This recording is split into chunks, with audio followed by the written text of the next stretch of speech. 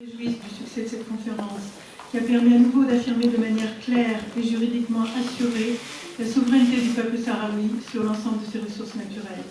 Conférence rendue possible par l'engagement de la sénatrice Christine Pruneau et de l'attention que la section Relations internationales du Parti communiste français porte à l'application du droit de la décolonisation, en particulier pour le peuple du Sahara occidental.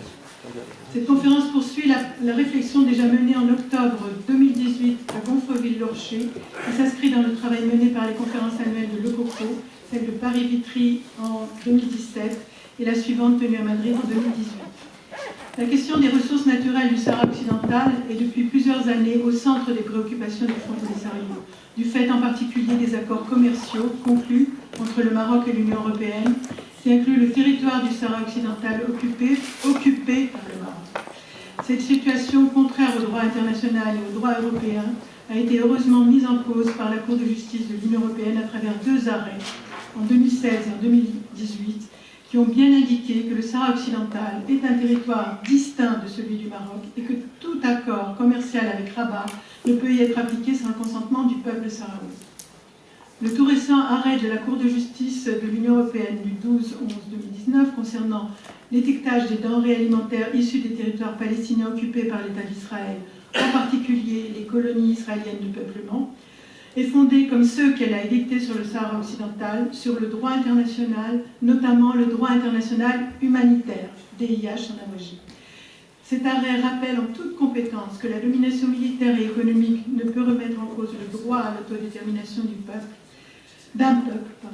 et que les transferts de population de la puissance occupante vers le territoire occupé, comme l'a fait le Maroc au Sahara, sont illégaux. Ils constituent un crime de colonisation au regard du droit de la guerre, qui est l'autre nom du droit international humanitaire.